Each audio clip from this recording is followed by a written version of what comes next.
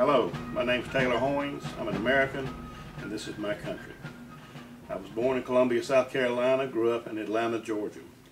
I'm a conservative American patriot and a conservative Christian. I have always been aware of the type of government we have and have stayed somewhat involved, but America is dangerously divided and in great turmoil. I and many others are very concerned that America is heading towards a progressive, socialist form of government, which is completely incompatible with our great Constitution. In addition to writing and publishing Republic or Democracy, Is There a Difference?, a 700-page Patriot's Handbook, and other related material, we are putting out an audiovisual series we are proud to present, which features people and events that have impacted our great republic. We are proud to present Dr. Francis A. Schaeffer, 1912 to 1984, A Christian Manifesto. Dr. Schaeffer was an internationally known Christian scholar, thinker, and pastor, who along with his wife Edith founded Liberalism Fellowship in Switzerland.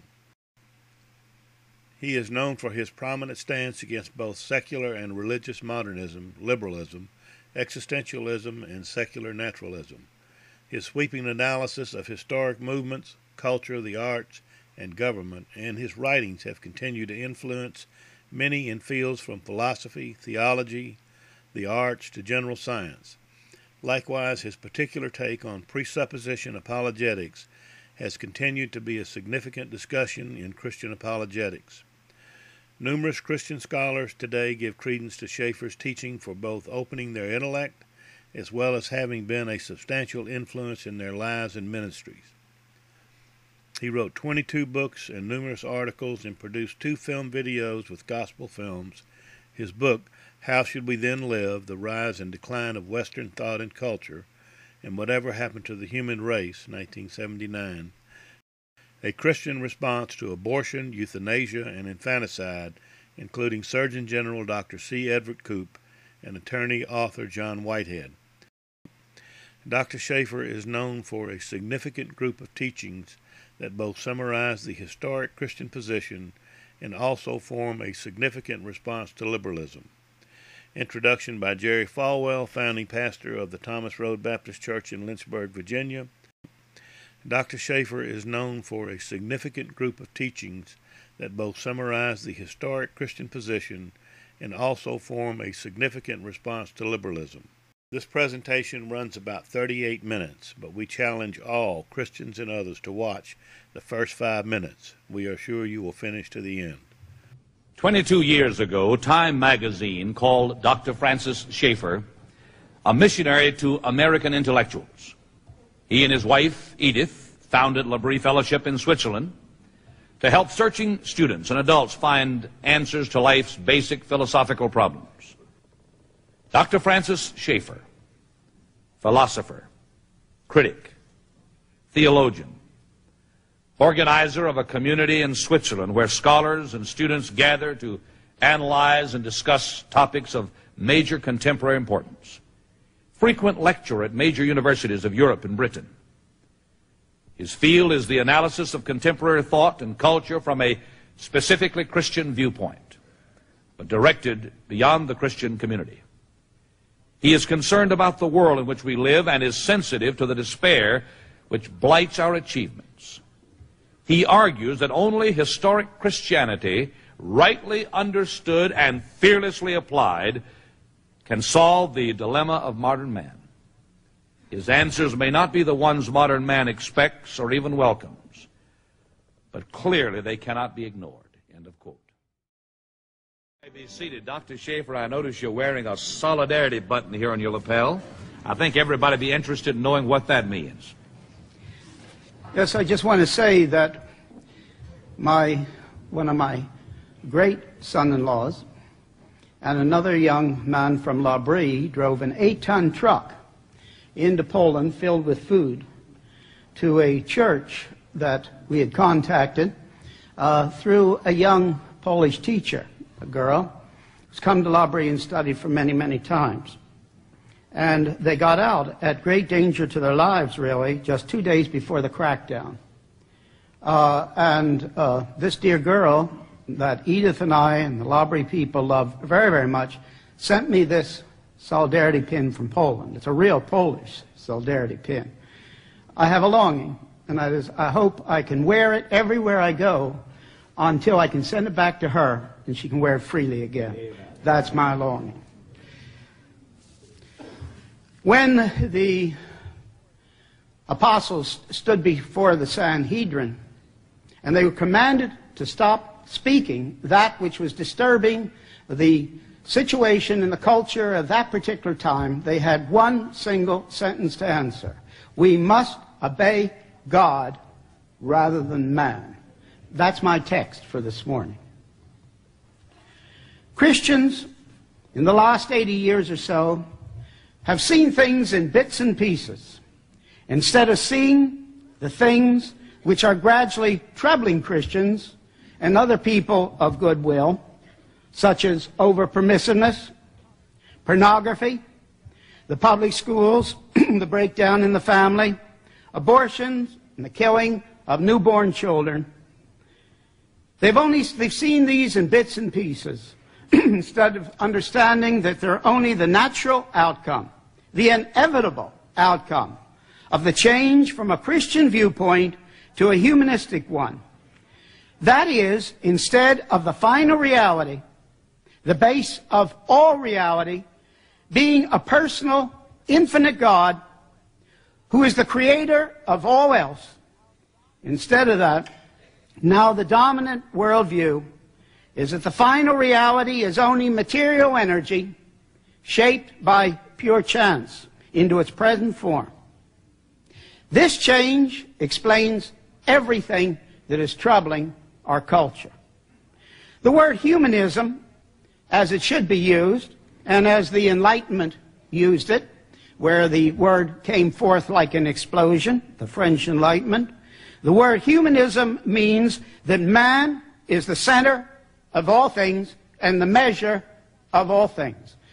We're not talking about the humanities and all these things that we as Christians should have a great interest in because they are the product of human creativity, and that comes because they're made in the image of God, who is the great creator. So we're not talking about the humanities, we're talking about humanism as is properly described. Humanism means that man is the center of all things and the measure of all things. Now this means that he has no knowledge and will accept no knowledge, except what people can find out for themselves, even though they're finite and limited. That is, there is no revelation from God. It also means that the only values that exist and the only basis for law is what people decide is the case at the given moment. It makes everything relative. This is the real reason for the breakdown in morals, values, and the reason law is now only arbitrarily decided by a few people on what they think is good for society at that given moment. The whole basis of law has shifted. Law is today only that which a few people decide is for the good of society at the given moment, and it can be changed. The worldview of the final reality being only material or energy shaped by pure chance, inevitably, that's the word I want you to get. It's the operative word. Inevitably, with mathematical certainty, inevitably brings forth the results which our country and our society, which is the breakdown and the sorrow which we now face. This view cannot bring forth any other view, just intrinsically in saying that the final reality is only material energy shaped by pure chance, and this final reality is absolutely silent about any meaning to life, any value to life, or any basis for law. Consequently, its results are absolutely inevitable in the direction of which I have spoken. It brought forth the breakdown and the sorrows which our society and our country faces. It should be noted that this new dominant worldview is the very opposite to that which the founding fathers of this country held. You should understand it's the very opposite to the base upon the base that the founding fathers held. Now, this doesn't mean that they were all personally Christian. Some of them, unhappily, were not. But that, nevertheless, does not change the fact that they founded the country on the base that there is a God who is the Creator.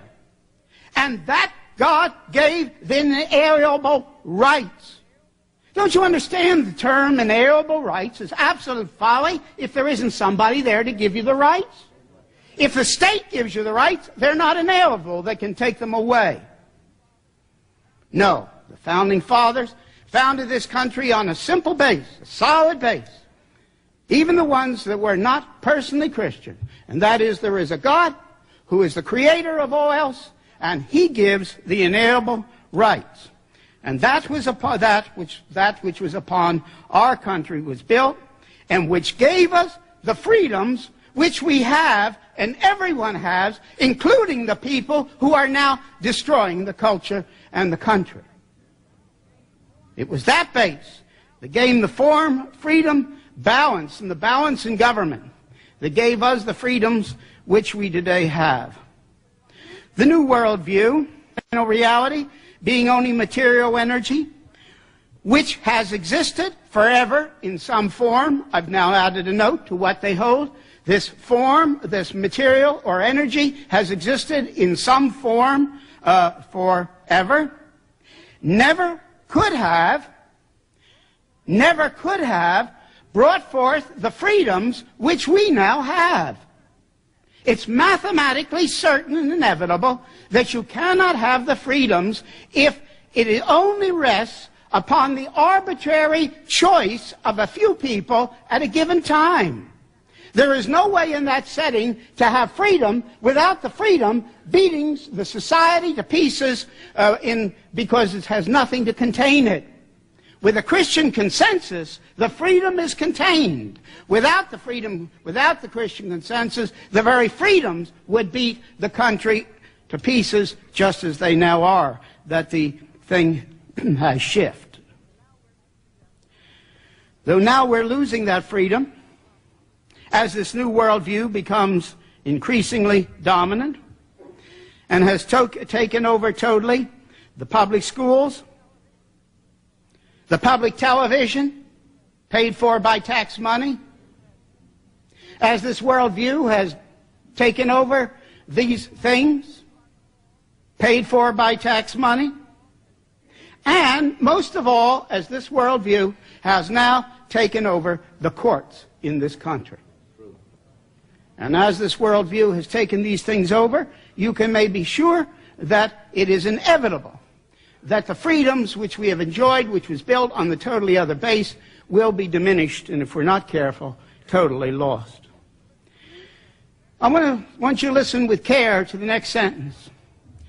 Especially the government, and especially the courts, have become the vehicle to force this anti-God, anti-religious view on the total population. The courts holding this view, law based on this view, is forcing this view, is the vehicle for forcing this view on the total population. For example, the abortion ruling of the Supreme Court annulled the abortion laws in all 50 states. And they made this form of the killing of human life not only lawful, but for many people they also made it ethical as well. This country's changed tremendously in its view toward human life since that arbitrary medically and legally abortion ruling went into effect. Along with this is the fact that the courts are increasingly making arbitrary law, cut loose not only from God's law, but cut loose from a strict meaning of the Constitution. And this diminishes the legislature's powers. So the powers are shifting. The pro-abortion people, so on, use the courts rather than the legislatures because the courts are not subject to the people's will and the people's desire through election and especially through re-election. Consequently, they have deliberately used the courts rather than the legislatures, which are open to the will of the people and the desires of the people. The result is a relativistic value system and a lack of any final meaning to life, and a system of law that is not only arbitrary, but which forces the materialistic, humanistic view of final reality on the total population, and especially on the children and the older people in the public schools. It's been deliberate, it is clever, and the courts have forced this on those studying in the public schools. And that's true from the lowest grades right up through university. Now this view is forced on the youngsters in the public schools, regardless of what the parents and those who pay the taxes to keep the schools going desire. Even though it may be the overwhelming viewpoint of the parents and those who are, and the people, but the parents who pay the taxes to keep the schools going, that doesn't matter. The courts force an absolutely contrary view upon them with absolutely tyrannical force. I use the word tyrannical with great care. The January 18th Time magazine says the national polls shows that 76% of the people want both creation and evolution taught. 76% throughout the country, if the poll is accurate. But the courts don't seem to care what the people want. In spite of 76%, think what any man who got elected by 76% would feel that he had in the way of a mandate. But the courts don't care.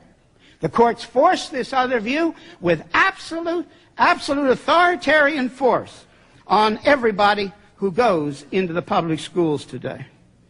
And at the same time, we are facing on the same base a medical profession, which now asks in many cases not how can we save this life, but should it be saved? A total flip over from what the medical profession held as recently as 30 or 40 years ago. Now, this is not only true before birth and abortion, but it's true after birth in the thousands of babies that are being allowed to starve to death or killed in other ways after they're born because they don't come up to somebody's arbitrary concept of some quality of life. The medical profession is completely flipped over.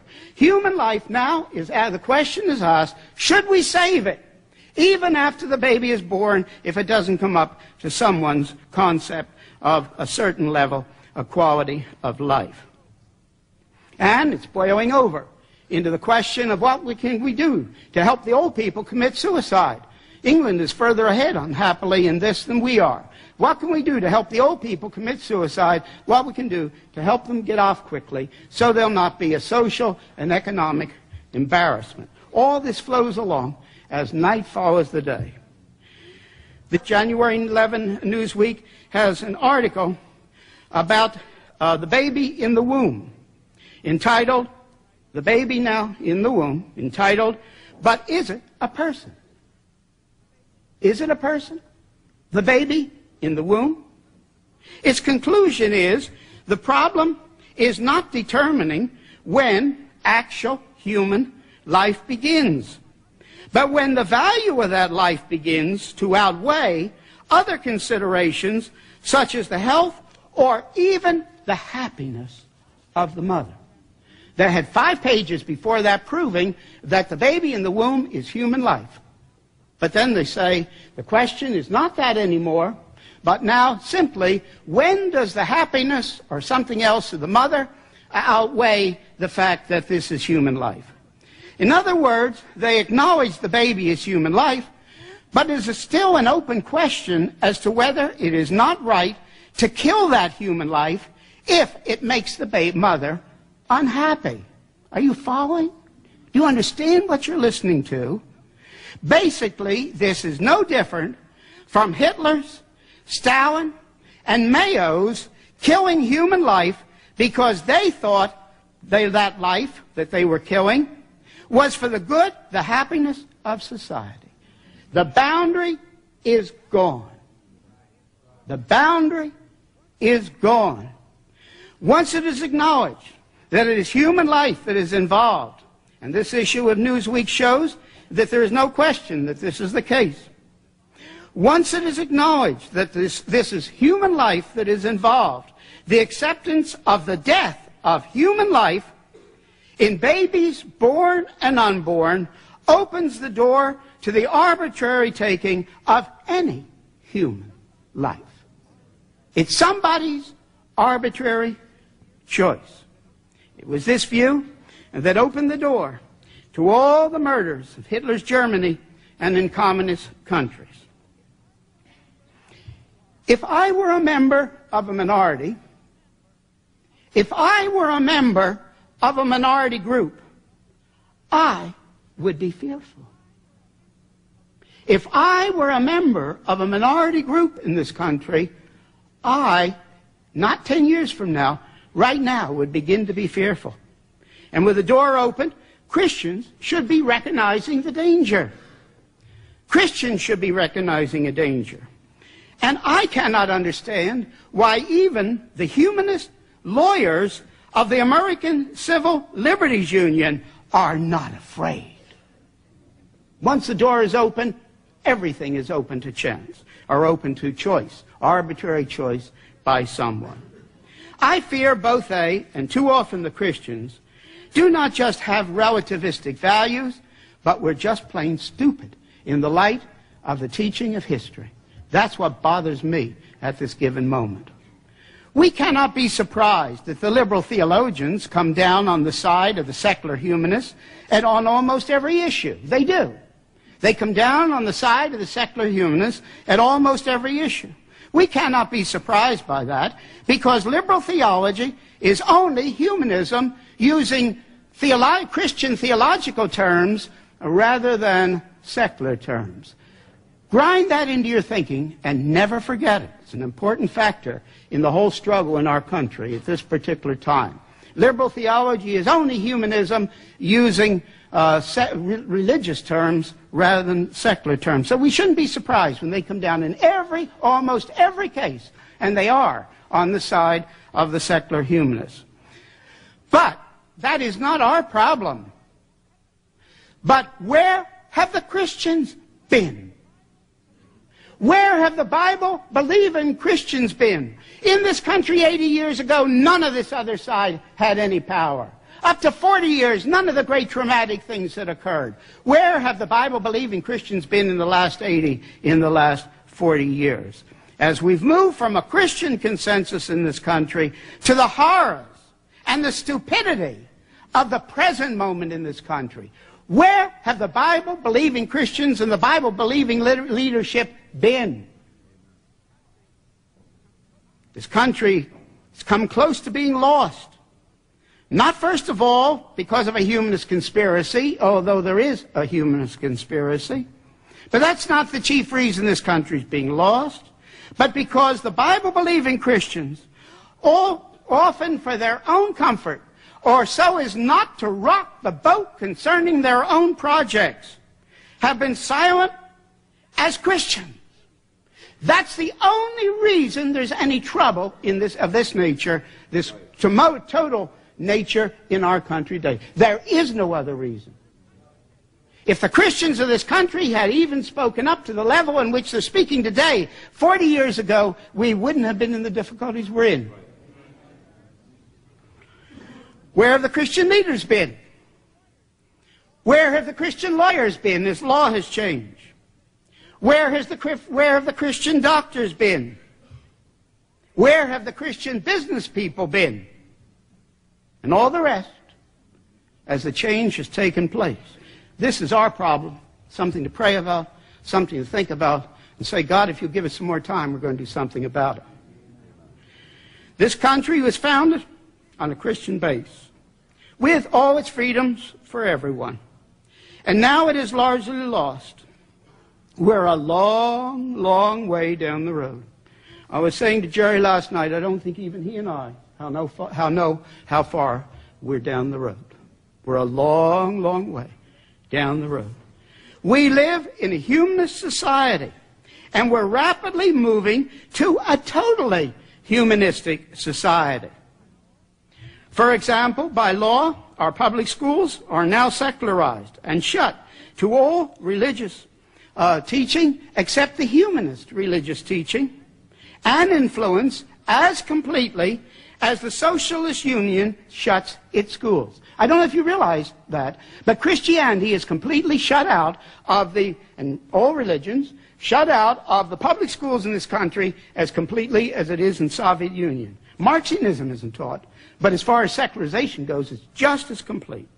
Congress opens with prayer, because it's always open with prayer, because the Founding Fathers opened Congress with prayer from the very beginning, acknowledging God as the Creator. And yet the public schools and the children cannot pray. Congress prays out of a memory of the past, but our children cannot pray in the public schools. I will repeat, we're not only immoral, we're stupid. This, and I use the word now again with tremendous force, linking it back into the Reformation and all that is involved, the writing of Samuel Rutherford and everything. This is tyranny, and it must be called nothing less than tyranny. It's tyranny. And the Founding Fathers acted to defeat such tyranny in their day. And Christians and others who love liberty and human life should be acting in the same way as they acted in our day. If we do not act now to use every means and get rid of such tyranny, and then the next part of the sentence, and the hidden censorship we face on every side, the hidden censorship we face on every side, and in the Christian Manifesto I go into some of the details, and the hidden censorship we face on every side, I do not think we're going to get another opportunity. I think it's now or never for the Christian people and anybody of goodwill, but especially the Christian people in this country. In the present so-called conservative swing in the last election, we have an opportunity. But let us never forget this. A conservative humanism is no better than a liberal humanism. And we must use every means available to us to use the open door, to roll back the awful and inevitable results brought forth by the other worldview of final reality, being material or energy shaped by chance. We must not be satisfied only with words at the present moment. We must demand and struggle for real change. It's no moment to be sleeping. We must struggle with everything within us in every way we can for real change at this moment, and not for just words. It is now or never. This is true spirituality. Are you surprised? What is true spirituality? True spirituality is looking to Christ for my strength, the resurrected Christ, every moment of my life. But it means that Christ must be the Lord of everything in my life and not just something called religion. That must not be separated.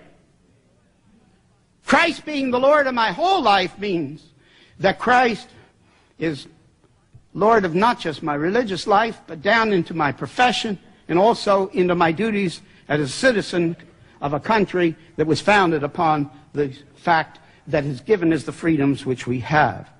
The great revivals of the past called for individual salvation, but in every case, the great revivals also brought forth social change. A lot of the evangelical leaders seem to have forgotten that. They called for individual salvation and thousands were saved, thank God. But there was no revival from the Great Awakening in America back through Wesley, back through Whitefield, back through the Scandinavian revivals that didn't bring forth individual salvation but a resultant social change. And we must stand in that stream with courage today, even if the price is high in the profession in which we live. What is the loyalty to Christ worth to you? There is no other question. That's it. That's it. We must smash the lie of the new and novel concept of the separation of religion and state, which now exists. This is a lie totally against the original meaning of the First Amendment. Now, with that, we must make plain that we're totally opposed to any form of a theocracy, either in fact or in name. We must not confuse patriotism with loyalty to Christ. What we want and what we must fight for with all that is in us as citizens of this country, but also as citizens of the heavenly country, which is opposed to all tyranny. And Samuel Rutherford was not wrong. Tyranny of all sorts comes from the devil and not from God. What we want is a return to real freedom, and especially real freedom for all religions. In other words, all we want is what the First Amendment was written for. That's all we're asking for. We are asking for that which the First Amendment promised, which our forefathers in this country lived, fought, and died for. But we must use every method to stand for the high view of human life against the snowballing low view of human life which surrounds us, under the hypocritical but high-sounding names such as choice. These are hypocritical things. Choice, in this case, equals, if I had a blackboard here, what it equals is the right to kill human life for my own selfish purposes, whether it's my child's life or whether it's society choosing other life to kill. That's what it's been made to mean. When a government negates the law of God, it abrogates its authority. That's the central message of the Christian Manifesto. It's what Peter and Paul said as they stood there before the Sanhedrin. We must obey God rather than man. It's what the Reformers stood for. It's what the Founding Fathers stood for. Listen again. I mean it, and it's rooted into the whole view of the Christian past. When a government commands something which is contrary to the law of God, it abrogates its authority. And at that point it becomes not only the privilege, but the duty of the Christian to disobey that government. That is what the Founding Fathers of this country did in the name of throwing off tyranny. That is what the early Christians did. That is why they were thrown to the beast in the Roman arena. Every appropriate legal, political, and governmental means must be used. But the final bottom line, and I've invented that term in the Christian Manifesto to hope people really get hold of it. The final bottom line, the early Christians, the people of the Reformation, the Founding Fathers of this country faced and acted on, is the realization that if there is no place for disobeying the government, that government has been put in the place of the living God. At such a point, that government has been made nothing less than a false God. No. We must say no. Caesar is not to be put in the place of God.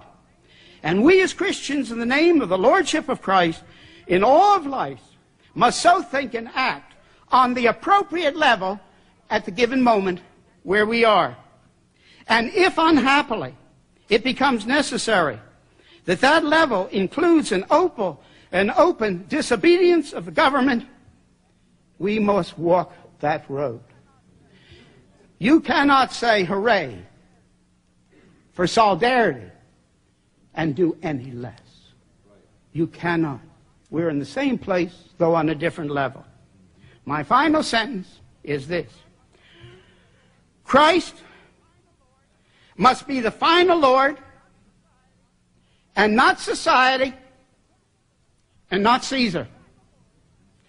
Christ must be the final Lord, and not society, and not Caesar.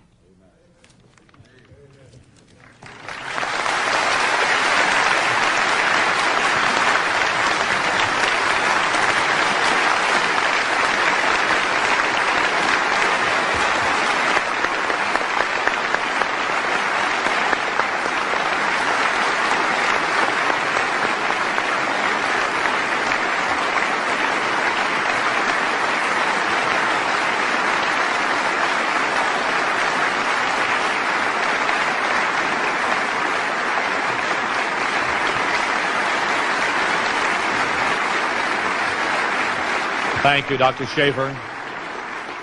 Please be seated. I'd like to also introduce Mrs. Schaeffer. Would you stand, please?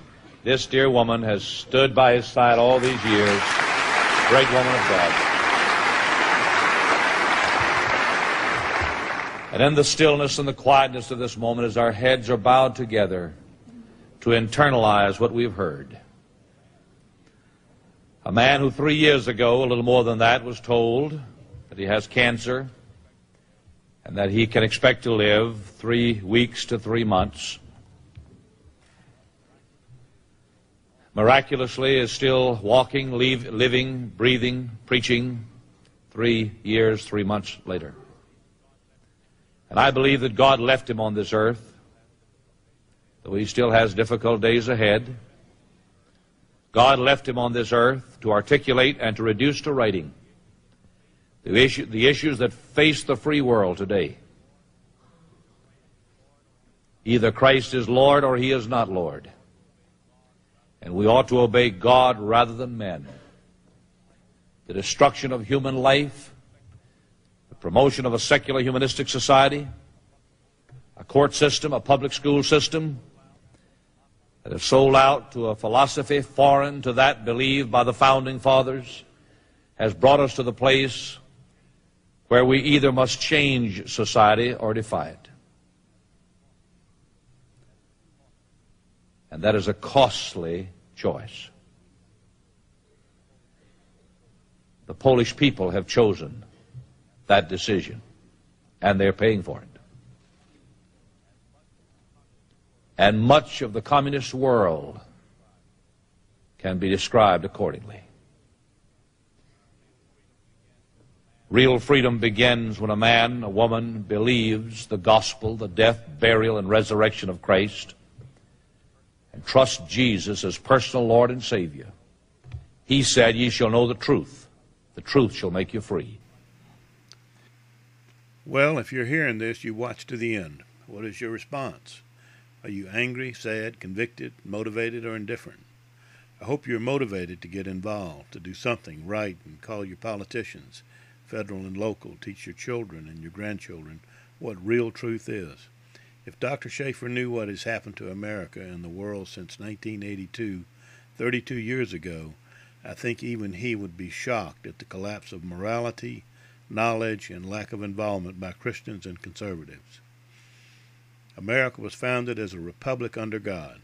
Our Pledge of Allegiance says one nation under God. Our money states, "In God we trust." This is in our national anthem and on plaques and buildings all over Washington and across the country. The 10 Commandments are everywhere, even in our courtrooms, and Moses with the tablets are on the entrance to the Supreme Court. Congress starts with a prayer to our Creator God. Why is that? Because our founding fathers were believers in our Creator God, who believed in the Judeo-Christian principles, and the majority of them were Christians. Although Ecclesiastes says there's nothing new under the sun, there is different clothing for the wolves. Beware of the false prophets, who come to you in sheep's clothing, but inwardly are ravenous wolves. You will know them by their fruits. Matthew 7:15 and 16. America's real crisis today is the question of who or what is our authority. Is it government or is it our Creator God? Beware of cafeteria Christianity, such as socialist theology, which is the new liberation theology. Radicals camouflage their agendas by calling themselves at different times communist, socialist, new leftists, liberals, now social justice activists, and most consistently today, progressives. Remember the famous words from English statesman Edmund Burke. The only thing necessary for the triumph of evil is for good men to do nothing. If you really want wisdom, understanding, and knowledge on what to do in this life, listen to the Word of God through his servant and prophet Solomon, the wisest man in history. To understand a proverb and a figure, the words of the wise and their riddles. The fear of the Lord is the beginning of knowledge. Fools despise wisdom and instruction. Proverbs 1:1-7. Proverbs 9:10, the fear of the Lord is the beginning of wisdom, and the knowledge of the Holy One is understanding. If you would like more information about our Creator God, go to www.colonialpublishingco.com. Click on the tab at the top, Christian Material, and scroll down to the article Finding God. You can read or download a free copy as well as information on the Founding Fathers and how our government was created. If Christianity is really true, then it involves the whole man, including his intellect and creativeness. Christianity is not just dogmatically true or doctrinally true. Rather, it is true to what is there, true in the whole area of the whole man in all life.